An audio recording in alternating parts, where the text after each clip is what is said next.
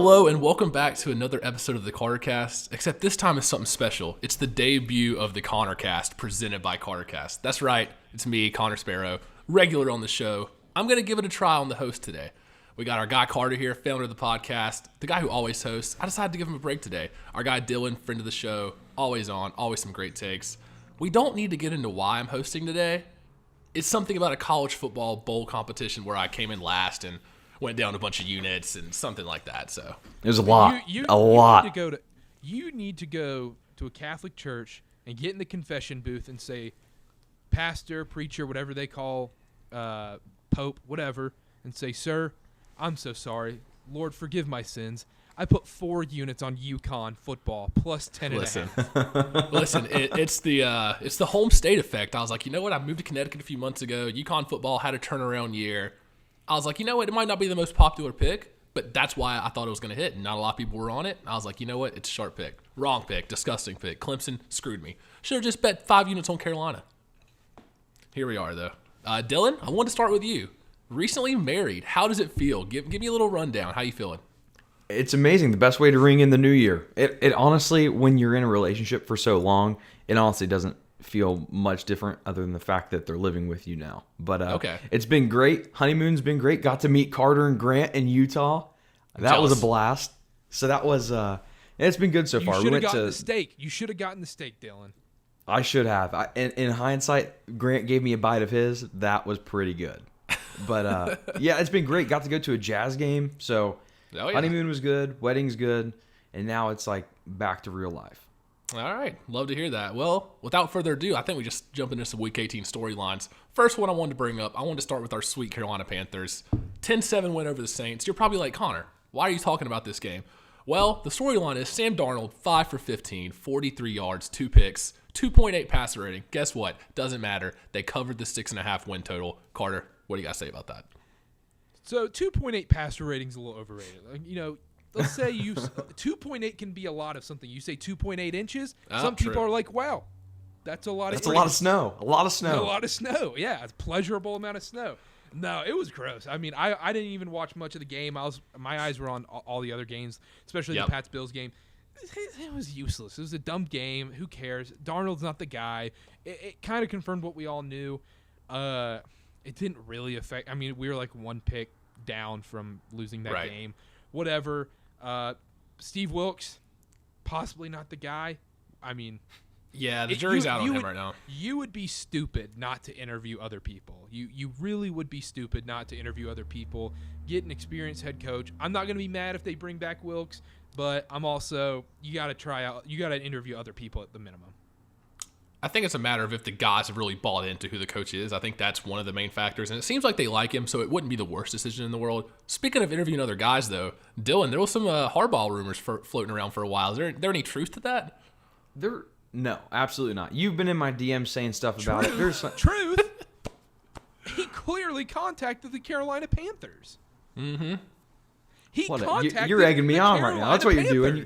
Did you? No, Dylan. Did you read the article? It was from a reliable source, Jonathan Jones of CBS. He clearly contacted the Carolina Panthers. They were in talks. Now, was it realistic that he was going to go to Carolina? No, it probably wasn't. We kind of knew that.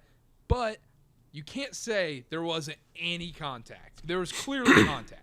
If there was any contact, I am going to personally guarantee that it was just for some sort of leverage to renew his contract with Michigan. Exactly. Yeah, it's the classic John Gruden at ESPN. John Gruden would flirt with the Tennessee job and all these other college football coaching gigs and then just re-up for another $1 million at ESPN.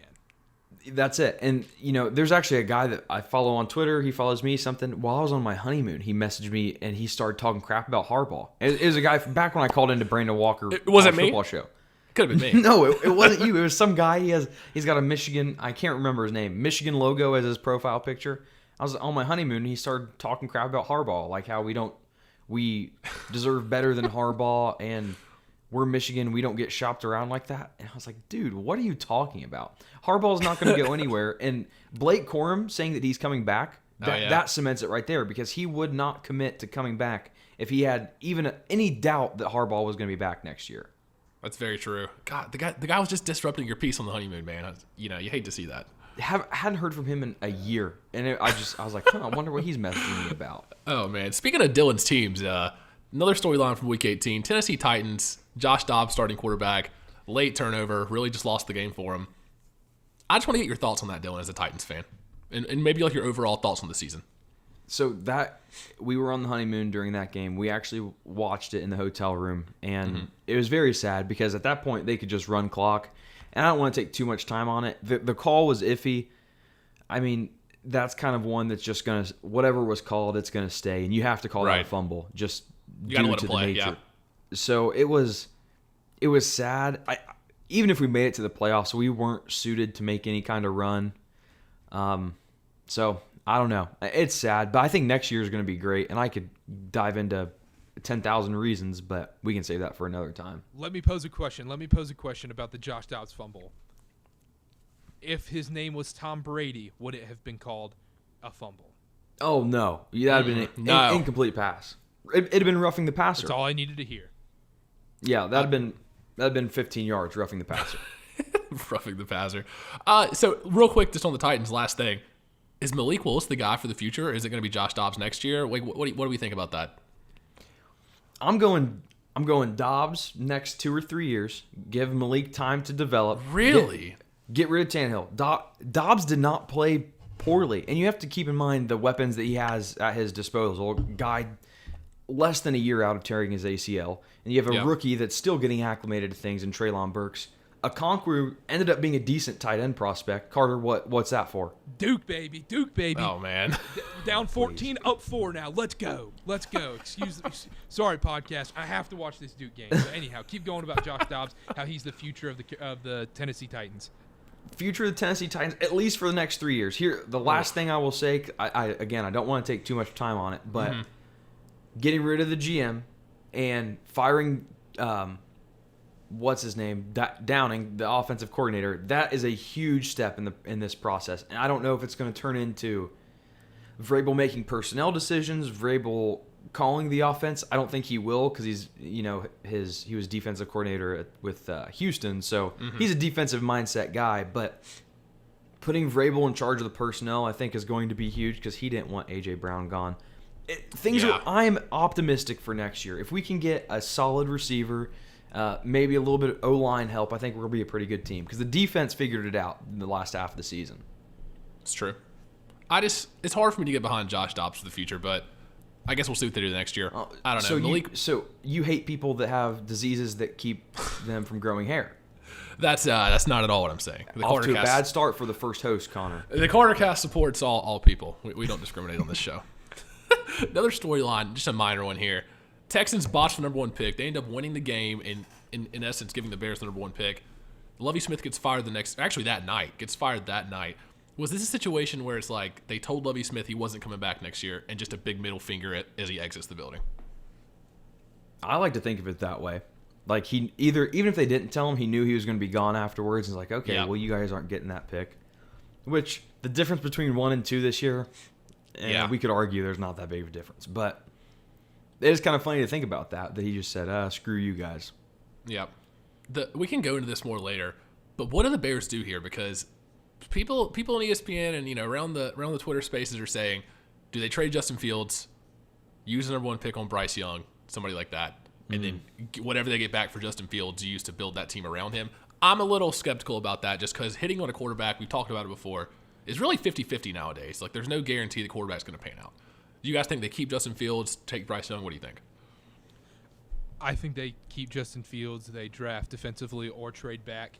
If I was the Bears, you draft Bryce Young. You have Bryce Young in front of you. I think you draft Bryce Young, trade Justin Fields.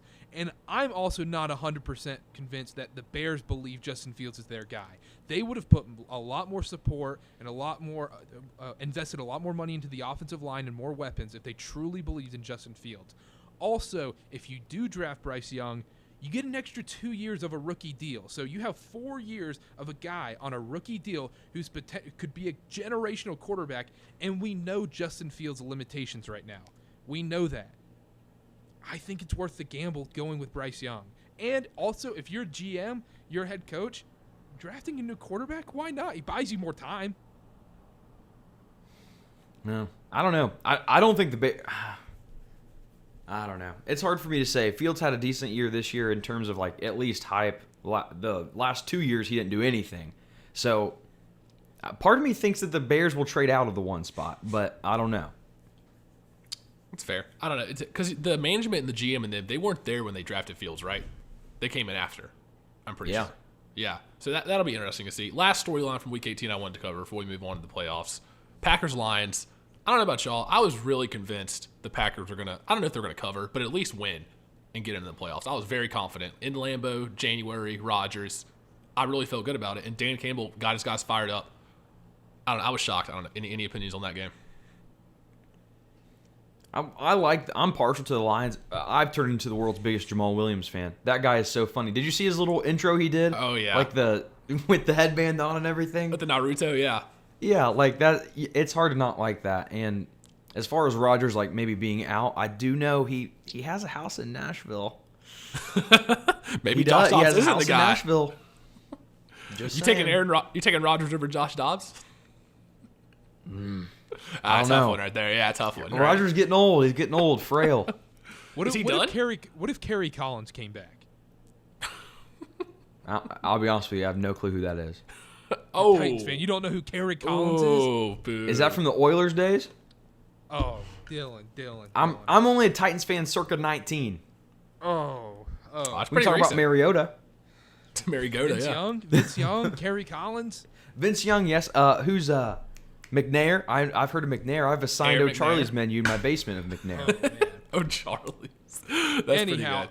I was 100% solely convinced that the Packers were going to win that game just because I knew the NFL was like, yes, we get to have Rodgers and Brady in the playoffs. Are you kidding me? It felt too obvious, but credit to the Lions winning at Lambeau.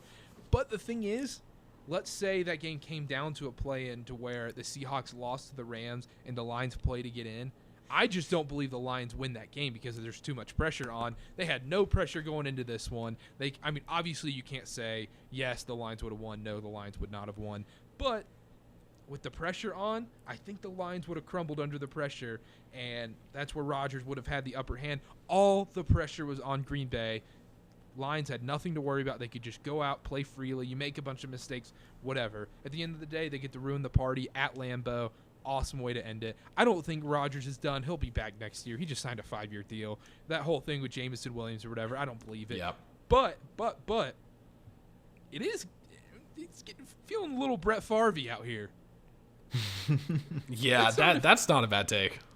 It's getting a little Brett Favre out here. And I know we're talking football, but real quick, basketball thing real quick. I have a conspiracy theory that in 3-4 years or so, LeBron's going to be doing the same thing.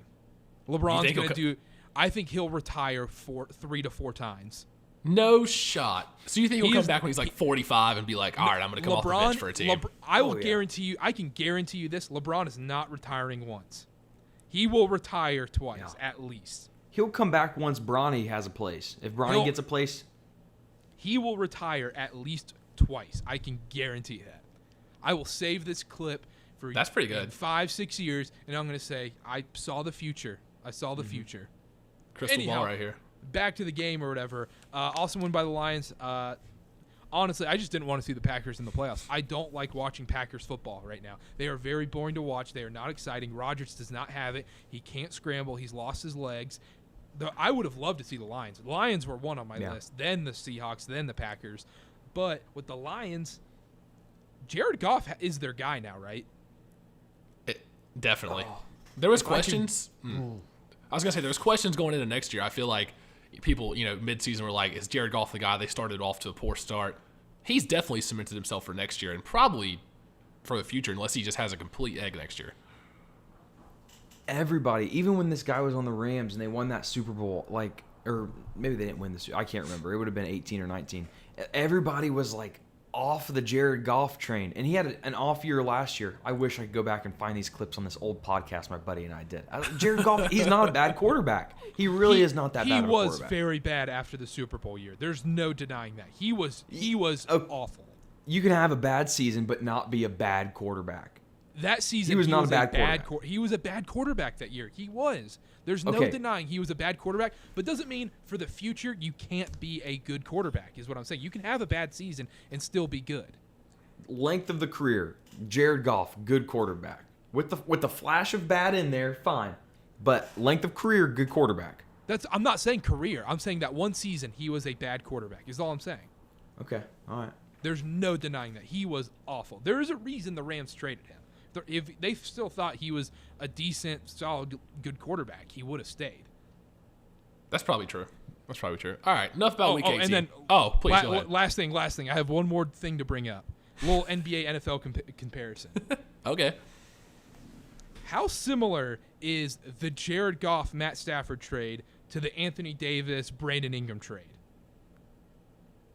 Oh, so like you're saying both the LA Rams teams sold out to get that one championship, and now in about the Rams right now, but 1 to 2 years, they're doomed for 5 years at least. Yeah. And then these other situations, they're kind of built for the next 5 to 10 years going forward because of that trade. I think this is one of those cases, though, just like the Lakers in the NBA, you said, it kind of worked out for both teams because winning that one championship is worth it. And clearly before the trade, neither team was going to take it to that next level and win a title. So I think it's a pretty good comparison. I think it's worth it for both sides. And then also, Anthony Davis would have stayed in New Orleans and never won a title, and Matt Stafford would have stayed in Detroit and never won a title. But anyhow, let's move on. Yeah, I like it. All right, that's Week 18. Regular season wraps up. By the way, last thing, Parlay didn't hit last week. We still finished up a gazillion units, so everything after that was just icing on the cake. Let's move on to the playoffs this week. So first game, Saturday, 4:30, Seattle Seahawks, San Francisco 49ers, Mr. Irrelevant Brock Purdy's playoff debut. The line right now sitting Niners minus 9.5, over under 42.5. Dylan, I'll start with you. You like anything in this game? A lot of points for a playoff game. I have trouble laying big numbers with these teams, especially a rookie quarterback in his first ever playoff game. I don't know. I'm not taking a side. I do like the under. I think that the 49ers defense, we've seen Geno Smith all year struggle against when they play decent defenses. I think this is just going to be more of the same. Obviously, division, it's going to be the third time these teams have played. They know each other. Pete Carroll, I trust him to be able to stop the 49ers. But I am going to go under here for the reasons I said. Geno can't throw on these good defenses, and the 49ers have one of the best. I agree with what Dylan said. I'm not going to be on the under because, as some may know, I am 0-16 in my last 16 unders I've taken. So that's got to be a record. I'm waiting for the big one. I mean, the 17th game, I'm not letting myself go 0-17 in unders. I will find a game on my own. I will say, you know what? This is the one. This is the one that gets me out of the hole. It might be in the NFL, it might be in the NBA, it might be in college basketball, it might be in the WNBA. Who knows at this point? Might be in Taiwanese basketball at 2 a.m. Who knows? We'll find out. But anyhow, I kind of like the Seahawks with the points. 10's a lot of points, like Dylan said. And playoff game, Brock Purdy never even sniffed a playoff game like this. Also, kind of an underrated thing, the Niners have been kind of coasting through these games these last 6 weeks. Besides the Seahawks and the Dolphins, 4 out of their last 6 have been kind of against lame duck opponents where they're already out of the playoffs, basically. That's facts. Their schedule's definitely been on the easier side compared to some of these other teams. And I would tend to agree with you taking the points. The only drawback I'd have to that is Brock Purdy, he's not really shown a crack when he's faced with adversity. There hasn't been much adversity, but they were down 10 to the Raiders in the fourth quarter and came back and won. And he hasn't been presented with too many situations where he's had to really step up like that. But he hasn't shown any cracks. There really hasn't been that big back-breaking mistake yet. And maybe we'll see that in the playoffs, but I'm personally going to stay away from the spread. Nice. All right. So move on to the 8:15 game. This is where it gets a little spicy. A little beef in the podcast on this one. We got Chargers. We got Jags. The line right now sits Chargers minus 2.5 on most books. It got down to -1, I think, yesterday. And now it's back up to 2.5. Carter, I'll start with you on this one. You like anything in this? I have not. I've gone back and forth. I feel like whatever side I take in this one, I'm on the wrong side. No result in this game would surprise me. If you said the Jags came out and dominated the Chargers and won 31-14 14 or something, just absolutely housed them, I wouldn't be surprised. Same thing the other way. If the Jags got obliterated, I wouldn't be surprised. Or it's an overtime win on a field goal. It's going to be a weird game. I don't know. I lean the Jags for some reason. I have no statistical backing for this. It's just a weird game, and traveling to Jacksonville. Jacksonville's a tough place to play in the playoffs. We saw with Blake Bortles back in, 2016? I think 2017? that's about right. 2017. one of those years. Or was it 18?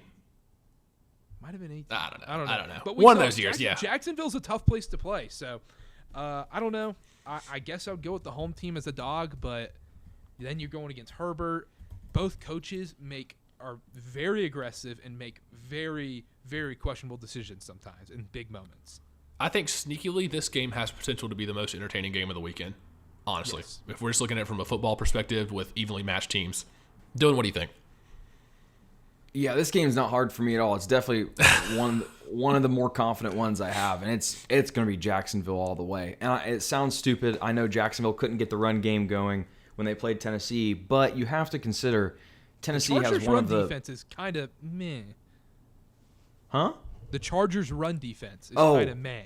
I thought you said Georgia's. I was like, what in the world? No, we're past that. We're not even recapping the Georgia game. There's nothing to recap. It was a slaughter. You can just go on just Pornhub.com and look up that game.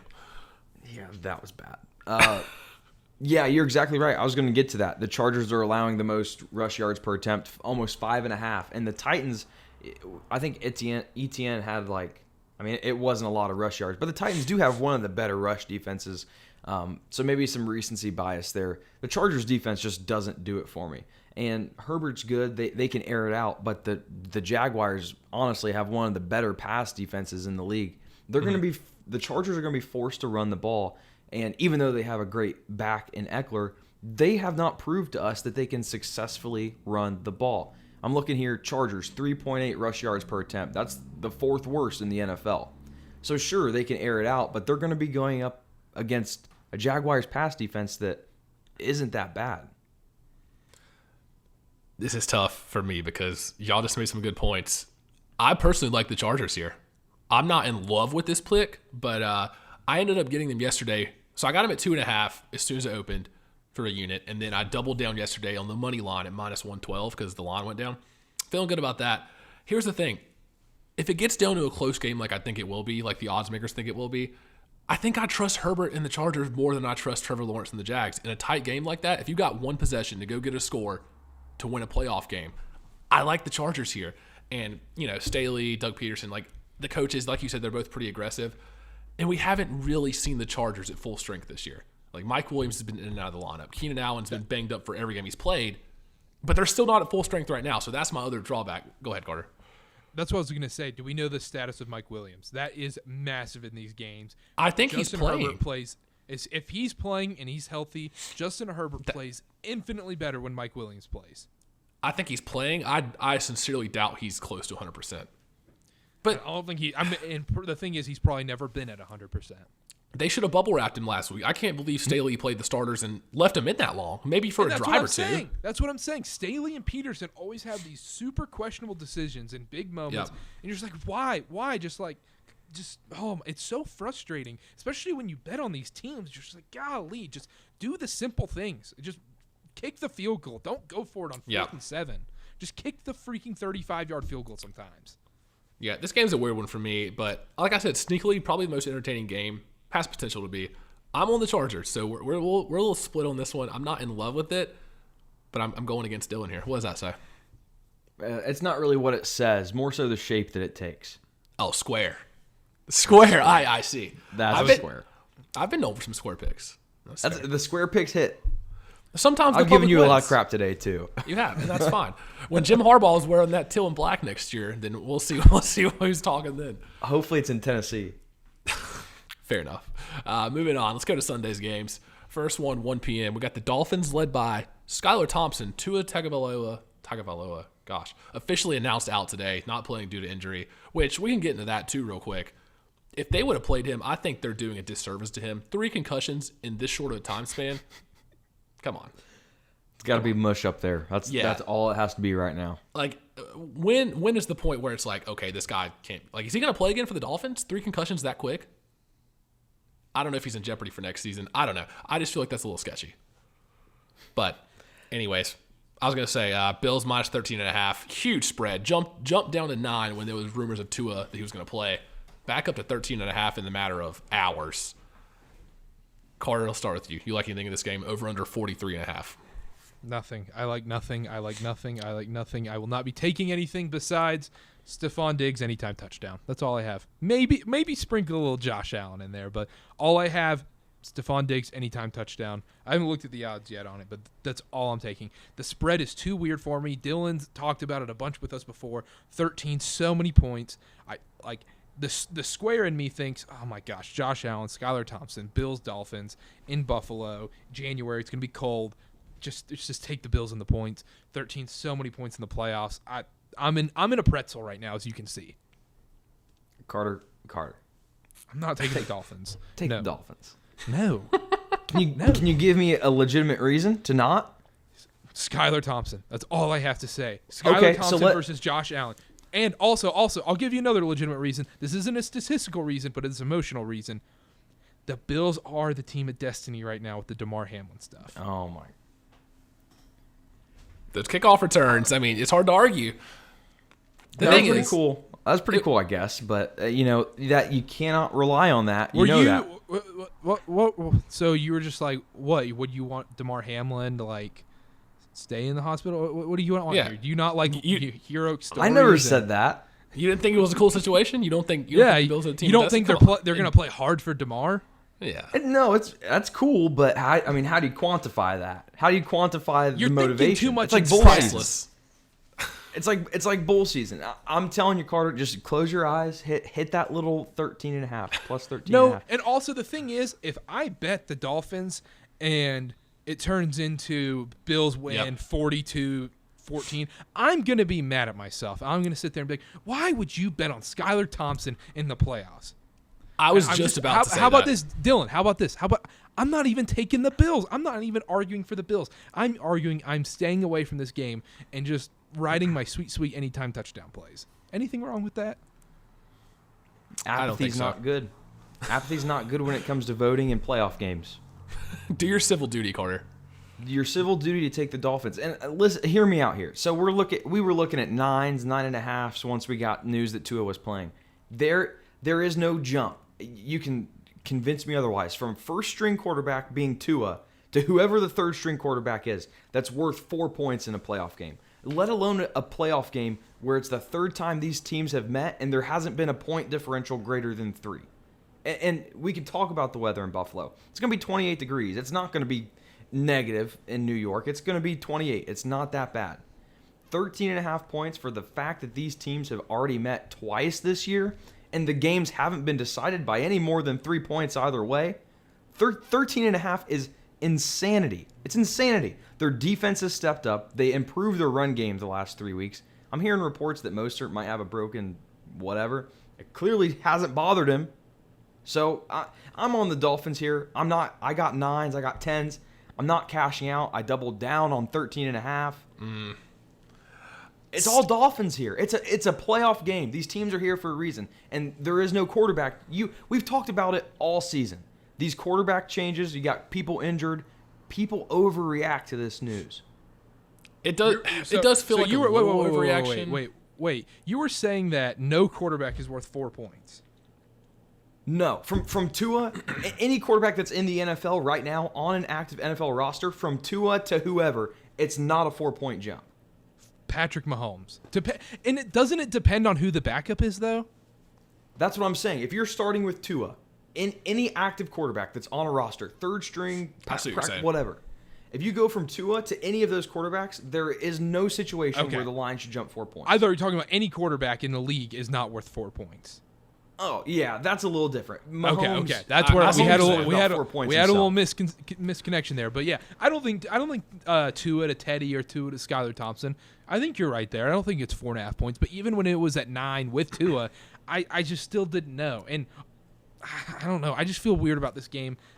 I don't know. I just don't feel right. So I'm staying away. Josh Allen hasn't been taking care of the ball. He's hasn't. one of the leaders He in hasn't. interceptions. No, and every reason you say is a good reason. I'm not saying that. So I'm you're saying, betting the Dolphins with me. I'm not betting the Dolphins. Oh, But you'll hate that's what I yourself. heard. You'll hate yourself if you take the Dolphins and they get beat by 30. That's the Because thing. yeah, exactly. If I bet the Dolphins and they lose by a bunch, I'm gonna be mad. But and I'm not betting the Bills minus 13 in the playoffs. I'm just staying away. I have my anytime touchdown plays. I'm happy. I'm good.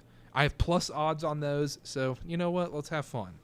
I suffered through the Dolphins-Jets game. I watched a lot of that game. Tyreek Hill was limping on a couple plays. I don't know if that's anything to be aware of. He was limping a little bit, so I'll be curious to see if he's really 100%. Last thing on this game, confession booth time. I took a teaser. Took a big-time teaser. And when the line was 9 points, it got down to 9 yesterday, I put the Bills in a 9-point teaser. So I have the Bills money line in my teaser. That'll be my only play. I might take an anytime touchdown, maybe a Jalen Waddle. We'll see. It's just something spicy. I don't know. Let's move on to the next game. This one's an interesting one for sure. 4:30 p.m. on Sunday. New York Giants, Minnesota Vikings. This is one of the weird ones of the wild card round. This one's one of the weird ones. It's Vikings -3 right now. Over under 48.5. Dylan, I'm going to come to you first on this one.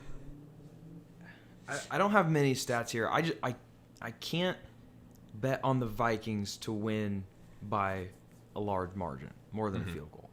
I am on the Giants here. The Giants, I do think, are going to have the ability to run the ball all over the Vikings.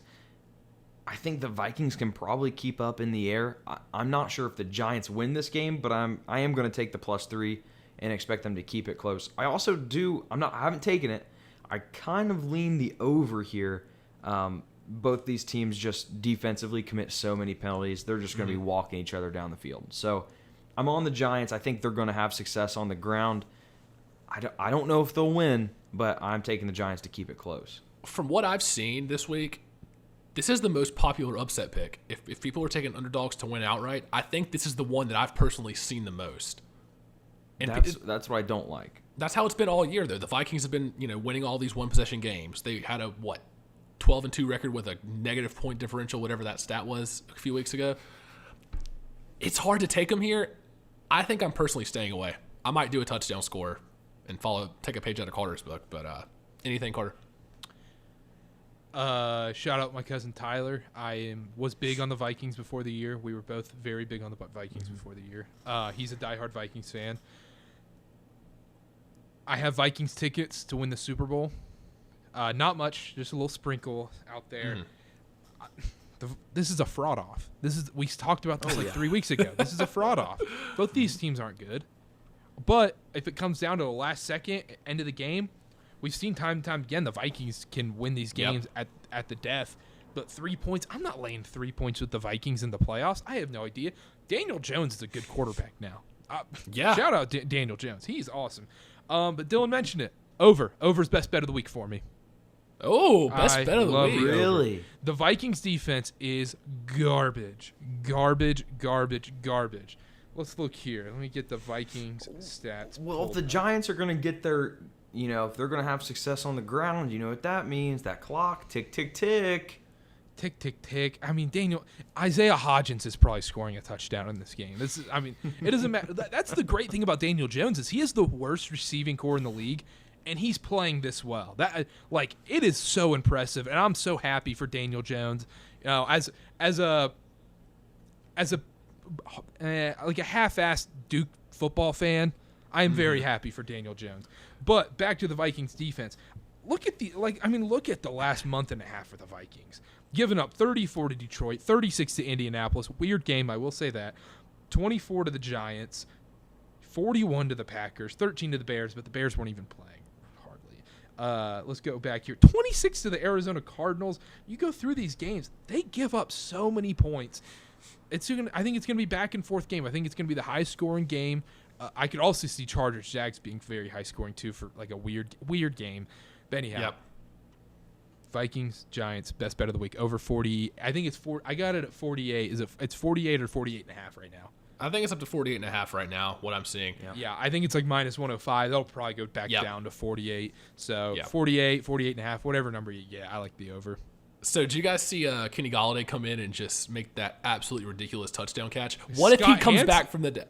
What? Go ahead. Scott Hansen was like perplexed. He was going nuts. He's like, "What the hell is happening?" Does he come back this week and just resurrect and make all $90 million worth of his contract this week? 10 catches, 120 yards. Just kidding. You can get that at plus 45,000 odds at CarterCast Sportsbook. We'll bet against you. We'll take the bet. But no, that's all I really have on the game. I'll probably have some anytime touchdowns. Like I'll probably be really chalking this one and take Justin Jefferson. Yep. I think I might go either Daniel Jones or Isaiah Hodgins on the Giants side. Yeah, I don't hate that at all. I think they get down to the goal line. They run a couple times with Barkley. He gets stuffed maybe. Daniel Jones on that read option could get in the end zone. Don't hate that. Definitely a weird one here. Let's go to the night game on Sunday. Baltimore Ravens, Cincinnati Bengals. News came out today. Lamar Jackson did not practice again. Tyler Huntley also missed practice. Bengals are minus 8.5 right now. Over under 40.5. Carter, what do you got? I don't know how you're going to feel about this one, Dylan, but I kind of lean the under here. Under 40.5. That's the low one. It's a low one, but lowest one of the week. The Ravens unders are 12-5 this year. They're 12-5, even with Lamar Jackson. I mean, I think they're 5 out of their last 6 games have gone under, if I'm not mistaken. This is an unders team. They cannot score the ball. They are allergic to scoring 20 points. It's like the Denver Broncos. They would probably be like 12, 13, and 4 or something if they could just score 20 points a game. So, I don't know. I lean under. It's going to be a gross game. It kind of stinks. If you're NBC, you're pissed you got this game. I think I agree with that, especially if Lamar doesn't play. Dylan, what do you think? See, I don't know if I buy this is going to be – this is another case. We're seeing teams that have played each other twice already. This is the third time they're playing. And I think the Ravens won the first meeting, if I remember correctly. Obviously, Lamar was playing. And then they played last week, and we saw the Bengals cover 8, 9, whatever the number was. But it was on the back of a lot of turnovers that the Ravens committed in their own territory. And you would have to expect, if you bet the Bengals, for them to do the same thing this week. And I don't think we can expect that from them.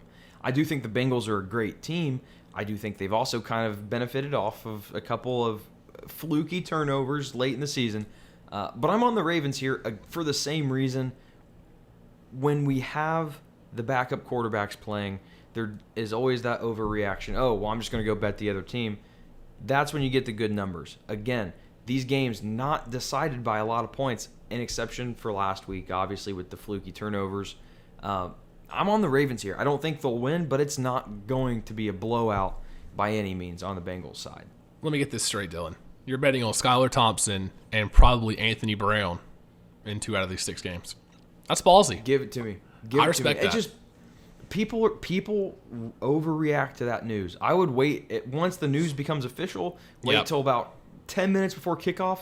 We could see some 10s on the board for the Ravens because the public, especially now that it's legal in Ohio, just going to get to the window. They're going to take the Bengals, and it's going to inflate it. Yeah, I can see that happening. It's just hard for me. This is one of those games where it just feels like the Bengals are more superior. But if the game script goes in favor of Baltimore, I can easily see the Bengals are. Oh shoot! Sorry, I just started a basketball game. The Bengals are superior in every standpoint, but this many points, it's tough in the playoffs. It's a different beast in the playoffs. Fair enough. Let's get to the last game here. This is going to be the subject of every single talk show for the rest of the week after this game. Cowboys, Tampa Bay Buccaneers. Cowboys right now minus 2.5. I saw some 3s a couple days ago, but they're minus 2.5 right now. And I'm just going to go and start with this one. I love Dallas here. We've seen the Buccaneers. We've watched them a lot this year. What have they really shown us to make us think they're going to beat them? This is a complete overreaction to Tom Brady being the quarterback. He's not what he used to be. The Bucs have looked horrible this year. We've at least seen the Cowboys look pretty good. I know Dak's had the turnover problems, has some bad picks, especially the one against the Commanders.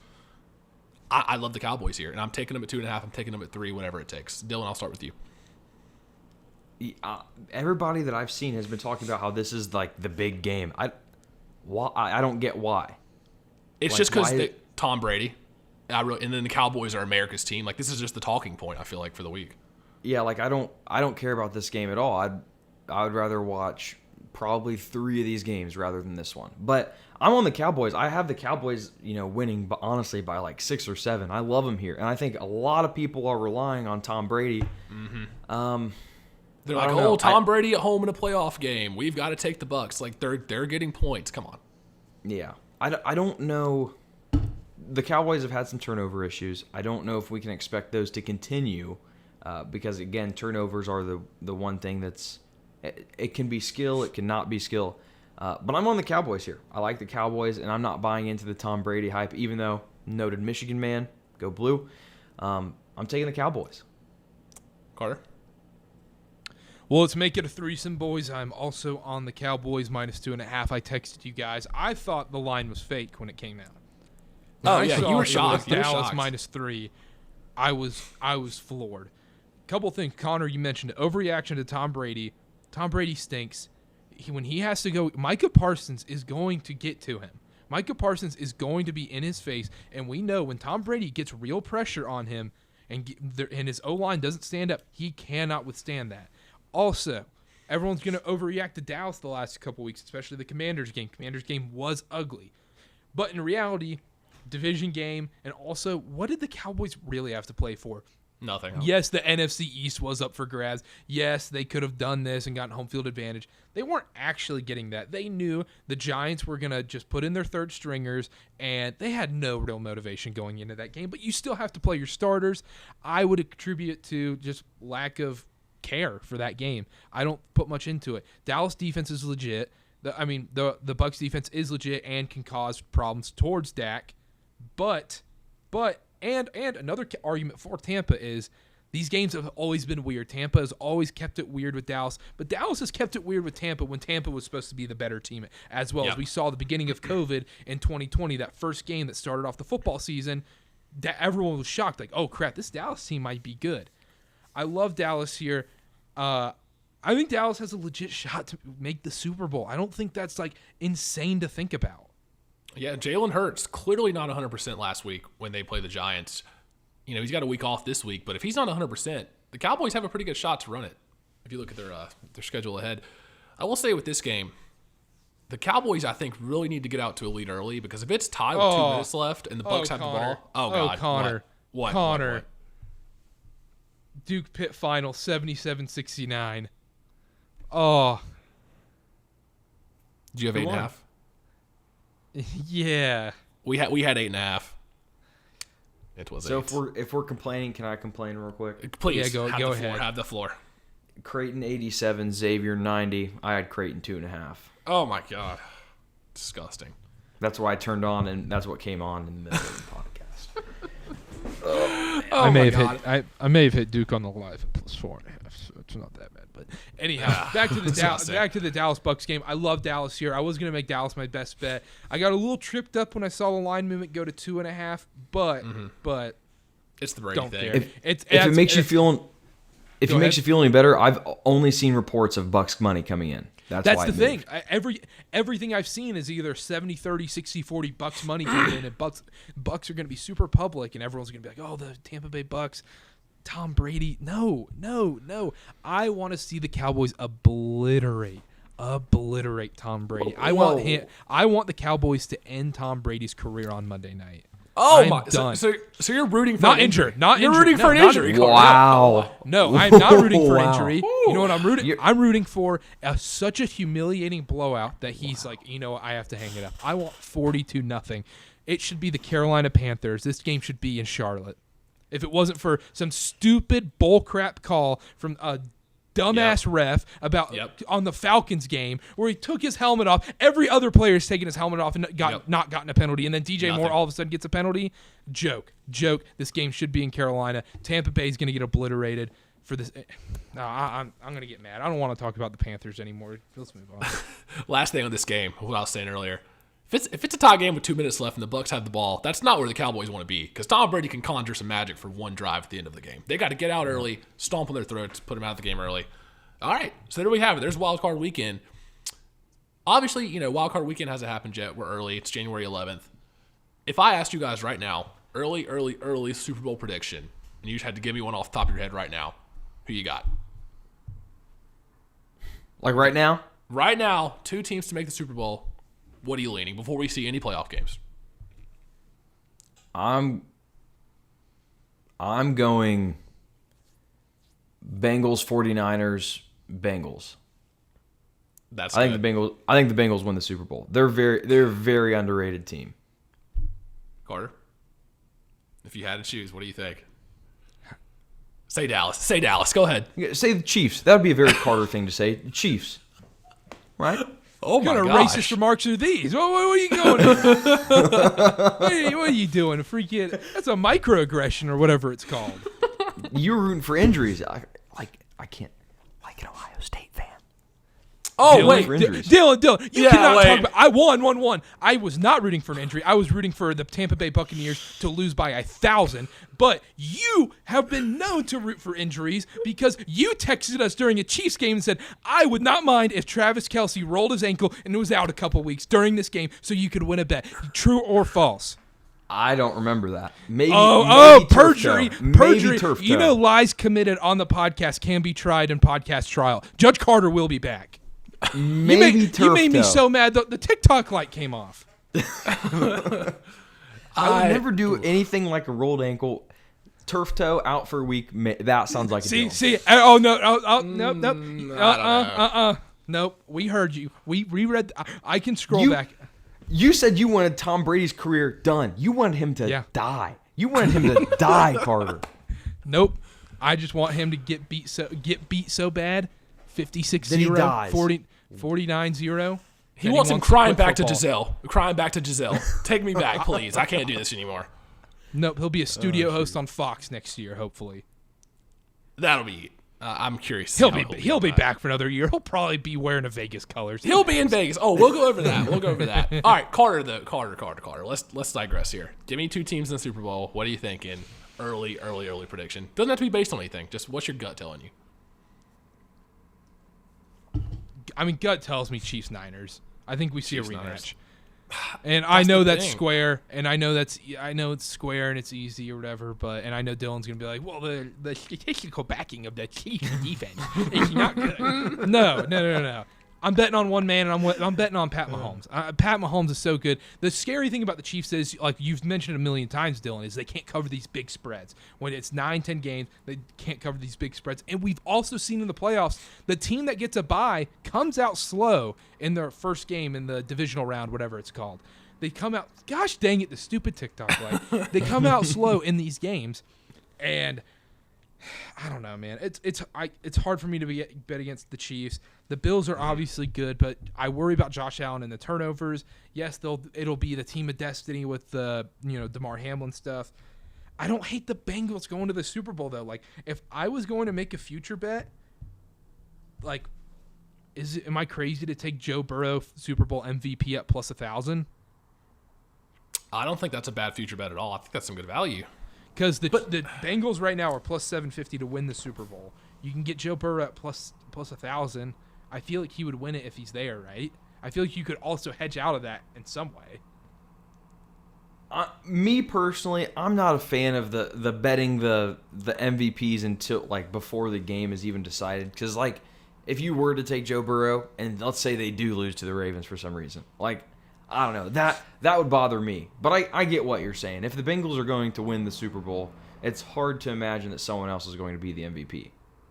I agree. Yeah, I guess we all like the Niners here. I just think they're the most set up, honestly. And they're the healthiest, besides, Trey Lance, Jimmy G going down, but just the team around them. I think they have the best path. You're right. The 49ers are definitely the most complete, in my opinion, the most complete NFC team. There were reports that Jimmy G should be ready by the playoffs. Like when he first got injured. Is that no longer a thing? It doesn't matter now. It doesn't matter. It can't. I don't think he comes in. The way Brock Purdy's played, they can. Unless something catastrophic happens, I really don't think we see Jimmy G, even if he's healthy. The other thing I wanted to bring up in this game, or with the Niners, not in this game particularly, we've seen Jimmy G make a Super Bowl with a set-up Niners team. Like, why can't Brock Purdy? I think Brock Purdy's better than Jimmy G. I think Brock Purdy can bring more to the table than Jimmy G. Dylan loves crappy quarterbacks. You have an obsession with terrible quarterbacks. I didn't. No, I'm just I saying saw we're that dealing with. We're And a guess very what? small sample size. Very, very small sample size. But we're to also say dealing with, like, does it really matter who the quarterback is for the Niners? Does it? I mean, yeah, I would. Yeah, I would say so. So But Brock Purdy or Jimmy G, like, do you feel any different about them coming out of the NFC? Is what I'm saying. in my opinion, never played professional football before, but I feel like the playoffs are probably a little bit of a different beast than the regular season. I'm not doubting it, but I am saying it will be interesting to see how a rookie that has playing at Iowa State has never had to play an important game in his life other than when they played Iowa. Like, how is he going to perform on this big stage? I'm not saying that he might be a step up or step down from Jimmy G, but to say he's better than Jimmy G when we've seen him for 6-7 games. Yeah. Pump the brakes a little bit. Turn the anti-lock brakes on. You're in Utah. Maybe let's slow down a little bit. But we'll see. We'll see. What was the Utah thing for? He's just taking he's taking digs at you right now. No, that's not a dig. You know what anti-lock brakes are? Yeah, well, It's snowy in Utah. It's just snowy in Utah. I thought it was funny. 7 out of 10 of my jokes land. Batting 700, you're in the Hall of Fame. That's fair. Yeah, I guess that's true. Why don't you like the Chiefs going to the Super Bowl?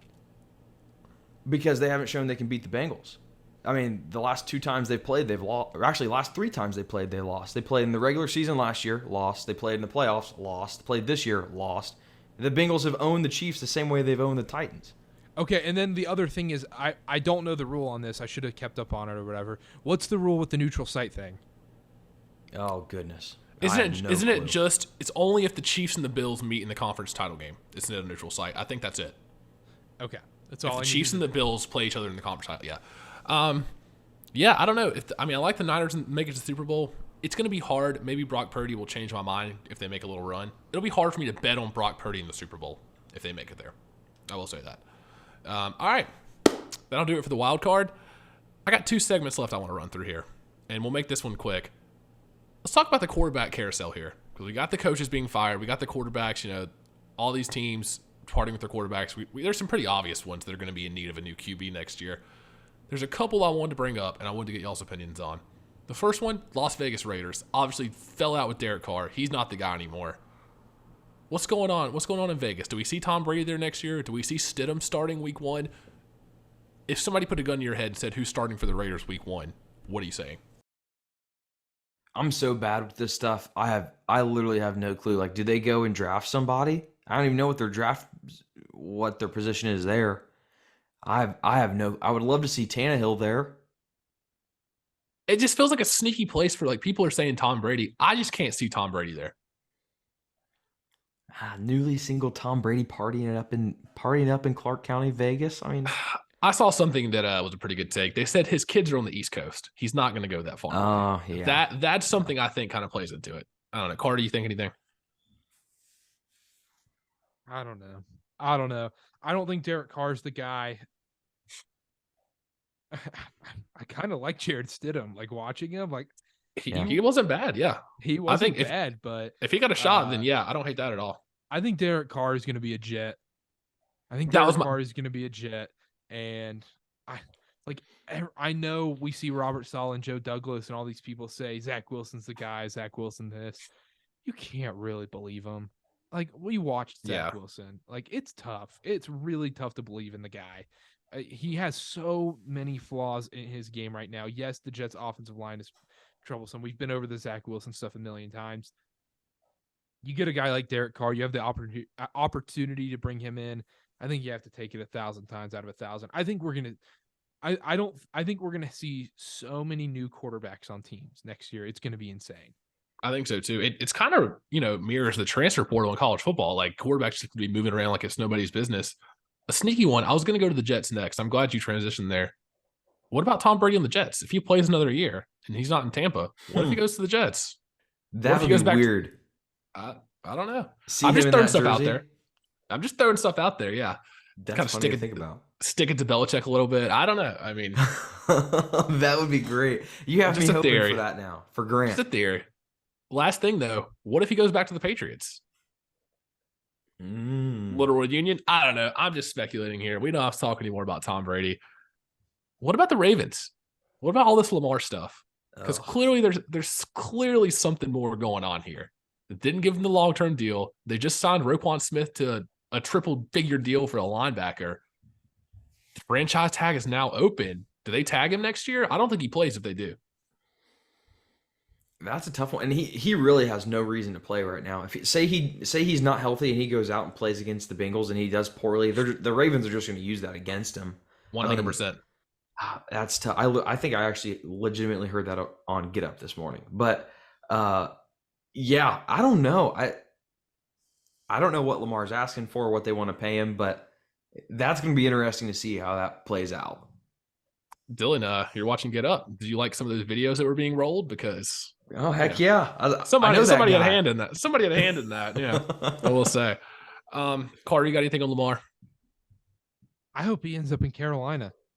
Oh, that would be so cool. Carolina. Oh, that would be so cool. It would be awesome. I don't think he will. I don't know. I mean, I don't think he's a Raven next year.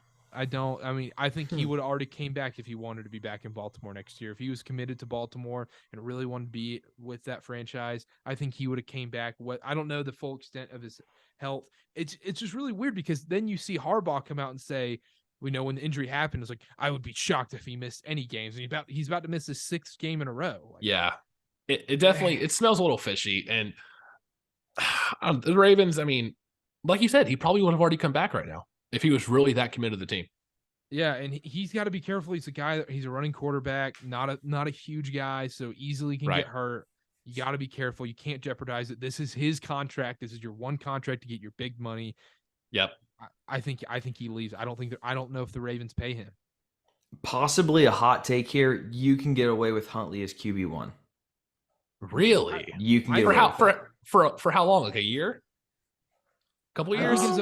I think as a fill-in guy, I think you can. Like, there hasn't been a crazy drop-off. We saw that, the end of the Lamar stuff this year, he was putting up basically similar numbers to Huntley. Yep. Like, it was both very ugly. I don't see that as a crazy hot take. Like, tell me you don't see the Ravens as a 9-8, 8-9 team next year with Huntley. Oh yeah, and you can't make the excuse that the Ravens defense is bailing Huntley out because their defense is not it's not great. Yeah. I mean, right. That's true. All right. Well, we can get back to the QB carousel more in the offseason. This is some speculation for around draft time and whatnot. Last segment I wanted to do tonight. Before the QB stuff, I have one more thing to add. Oh yeah, go ahead. I want to see Stetson Bennett get drafted to the Miami Dolphins, and I'll tell you why. Stetson Bennett to the Miami Dolphins, he would be the perfect backup to Tua because he's never going to be a starting quarterback in the NFL. He's not a starting quarterback caliber guy. We all know that. We've all seen this film. He may go down as the greatest college quarterback to ever play with back-to-back titles, whatever. Argument for a different day. Summer podcast, of course. Anyhow, Tua injury prone. We don't know if the concussion's we don't know the severity of it. It looks bad. If Tua continues to be injury prone, Stetson Bennett as a backup filling in with weapons like Tyreek Hill, Jalen Waddle, I don't hate it. Getting drafted as a second, third day guy, not crazy. Right. Anyhow, that's my conspiracy theory is that he gets drafted to the Dolphins as a backup. Okay. I can see that. That seems like a pretty good scenario for him. Just moving on to the last segment here. I asked you guys to come prepared. Hopefully you thought of a little story to tell. I want to do something. I don't have a real name for this yet. Maybe we'll brainstorm one. Maybe this is the only time we do it. Whatever.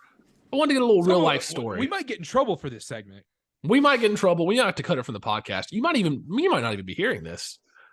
It's going to be a little significant other corner. We're going to tell a little story. Maybe something from, Dylan just had a wedding honeymoon. Maybe a story from that. Carter recently had a big move. Maybe a story, just whatever you want to do. And I've got one in mind. Does anybody want to start? Little story time here. We'll gather around the campfire. I'll start. I don't know. I have the door closed. Abby might hear me. I can't tell. But there's so many sports stories I can tell. First, she likes the Denver Nuggets and all the teams she follows me. Titans. She used to be a Cardinals fan. I think she's coming around on the Reds. Okay. Denver Nuggets fan because she likes the rainbows on their jerseys. That's fair. But we went to the Jazz Kings game, and we were on our honeymoon. It was Tuesday, the second full day we were there. And the game was kind of getting close. Around halfway through the third quarter, she asked me, "It's like, hey, you plan on staying for the whole game?" I was like, "Yeah, I would like to if we could." And she said, "Okay." Just kind of like, Just yeah, feeling it out a little bit. Yeah. yeah. So at the end of the third quarter, I was like, "We can leave with like 6 minutes left." So just and at that point, I had marketing points over that had not hit yet. I had Sabonis points, rebounds over that had not hit yet, and Kings money line, all in a parlay, all separate, and none of them have hit yet. And at this time, the Jazz start making a comeback, and the 6 minute rolls around, and she says, "How about we just stay? The game's getting good." No way. Yep. Good for you. That's got to be a proud moment. And then if you watch the game, you know how it ended. It was very nice of her. It was an awesome time. She did say that she was hoping it would not go to overtime. She was hoping that the shot was either a 3-pointer or it didn't get off in time, which, as a Kings money line holder, completely understand. That was an unbelievable shot. That was crazy to see in person. That was unbelievable. And the refs got out quick after they made that call. Yeah. Oh, they sprinted out of that stadium. It was close. I will say, you won a decent chunk of change from that. Those picks hit. I was impressed. That was clutch. I was impressed. All right. That was good. Carter? Mine also is from a Jazz game. I went to the Jazz Cavs last night. Up with the rats up in the nosebleeds, man of the people, common folk out here. All right. I preface this. I say for a couple rules before we start this. Anybody that knows Justine, do not send this to her. Do not send what I'm about to say to her because she will get mad. Sign an NDA before you listen to this podcast. This is an NDA on this podcast. You must not send this to Justine. This is podcast binding. Judge Carter will come for you. Judge Carter will come for you. I might have to just make that into a TV show. I feel like I could be a judge, like Judge Judy. I have an RBF, Yeah. Anyhow, anyhow, we're at the Jazz game yesterday. One thing that bugs me so much at sporting events is when she'll ask me just 1,000 questions. Just 1,000 questions. Just, who's number 6? I don't know. Lamar Stevens. No, the 6 on the court. Bill Russell. How many fouls did they get in the NBA? 6. How many minutes are in a quarter?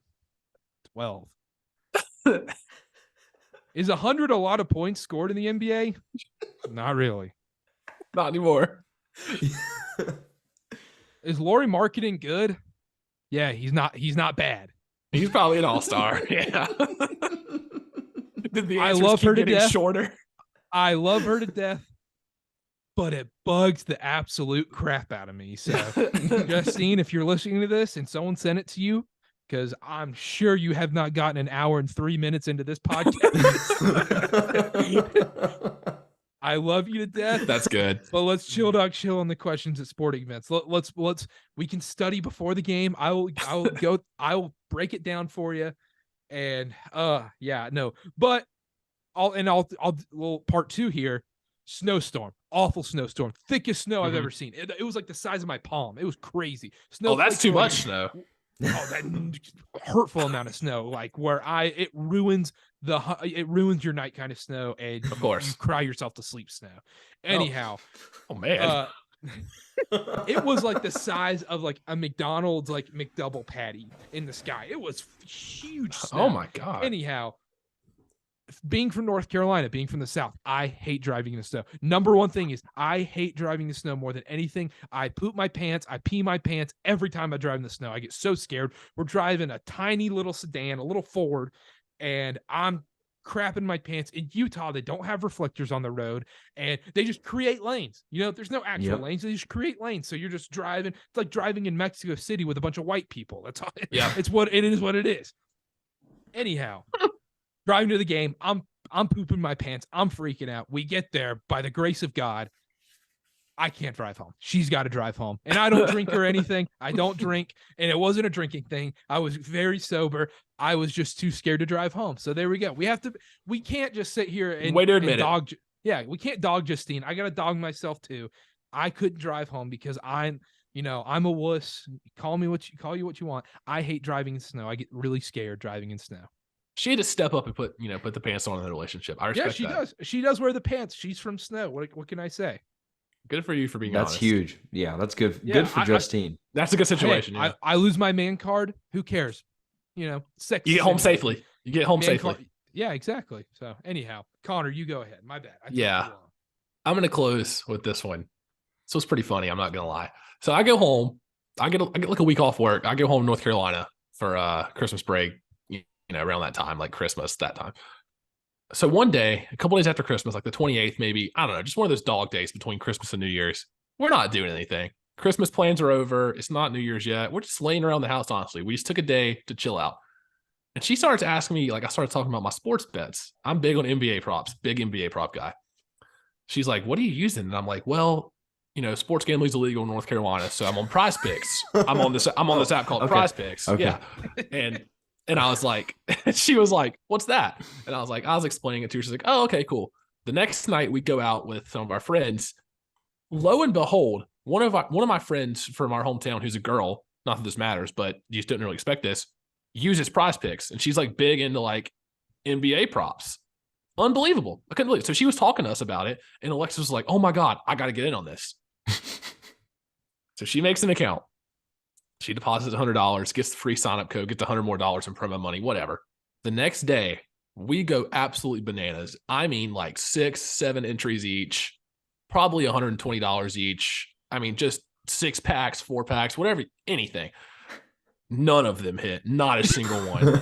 I mean, that's a good thing. That is the best thing that has ever happened to you, Connor. And let me tell you why. Because if they hit, theoretically, if they hit a first touchdown play, then they're like, oh, I'm so much better than you at this. Oh, yeah. I was waiting on that. and that's kind of, and Alexis, for anybody that knows my girlfriend, she's the most competitive person I've ever met in my entire life. She was doing research. She was on StatMuse for like 3 hours. She hasn't met King James.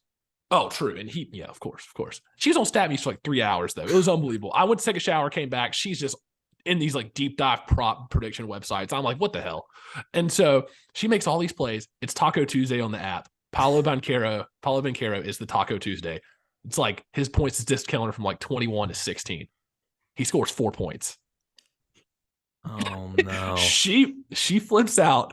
And then I see her. I come in that night. She's on Reddit reading these posts about, she doesn't use Reddit at all. Never use Reddit. She's reading posts about like Paulo Banchero's band, all this stuff. And I'm in the bathroom.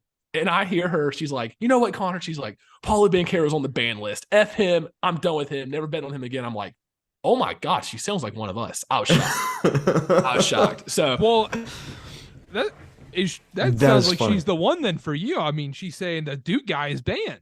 I know. I was like, you know what, Alexis? I'm sorry your play didn't hit. I'm not mad it was Paulo. Anyway, so she hit a few smaller plays after that. All in all, lost most of her money. She's kind of pissed off about that. She was like, actually, last thing I'll say about this, she was like, I'm just gonna make my money back and then I'm done. How many times have you heard that?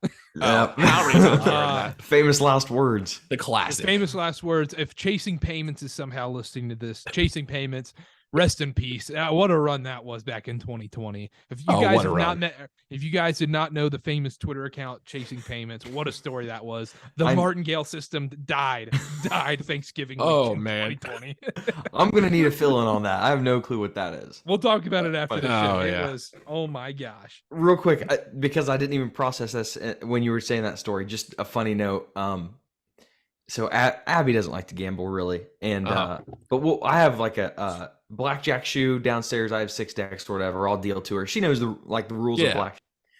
Girl will hit every 17 in sight, and I can almost guarantee you every single time the next card in that shoe is a 4. I've never seen it in my life. At the many 17 she hits, it's a 3 or a 4 every single time. It's like she's better than you. Yeah, I was like, you literally need to go to a casino and start take it to the table. Yeah.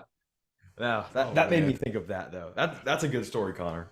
That's pretty good. Yeah, that was a fun little segment. I enjoyed that. We might need to bring that back. Just some feel good stories, some funny stories. I don't know.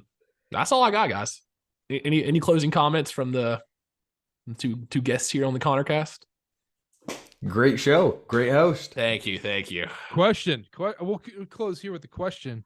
How was hosting? Oh. It's a little stressful. I definitely prepped more for this one than I've ever done before. Maybe some of the interviews. We'll save some interviews. It kind of blows. Like whenever you're doing the whole host thing, it's hard because you want to be creative and funny, but you're also like trying to move along the segments. Exactly. You're like looking at timestamps, and you're also trying to check the audio. Well, I'm trying to check the audio whenever I edit these, and so it's a lot. Well, it's kind of like you want to say your piece and speak your mind, but then you can't get carried away because it's like, oh crap, we got to move on. We need to transition to this. We're wasting too much. Whatever, it's definitely underrated, difficult job to produce, host, whatever. While you're on the show. Ernie Johnson's the GOAT. Yeah, for keeping those guys in line, I can never. No. But yeah, that's all I got, Carter. You want me to close it out, or you want to close it out? I can close it out. Make sure to check out cartercast.com. Blogs are back, baby. Back. ACC blogs coming to you. I'm going to do about 2 to 3 ACC blogs a week now. We're going to go hard college basketball season. I didn't do ACC blogs to start the season because you know why? Most people don't watch college basketball in the fall and November, December. Let's be honest. So good for them. ACC blogs are coming back. Good for them. Don't bet on it. Please, I'm begging you. But anyhow, ACC blogs are coming back next week, 2 to 3 times a week. Check those out on cartercast.com. Subscribe to the YouTube. Subscribe. Please and thank you. And then also follow all of us on Twitter at CarterCast, at Connor_Sparrow, at CarterB8, at Wilkerson A. Dillon. And I know he's not here today. Grant, we might not know where Grant is at all. Let's be honest. But shout out Grant at the real Grant FA1. But yeah, man, it was a great show. Connor, awesome job hosting. Thank you. I'm telling you, man, it's different. But anyhow, it's fun. Thank you guys so much. Leave a review. Thank you. And we'll see y'all next time.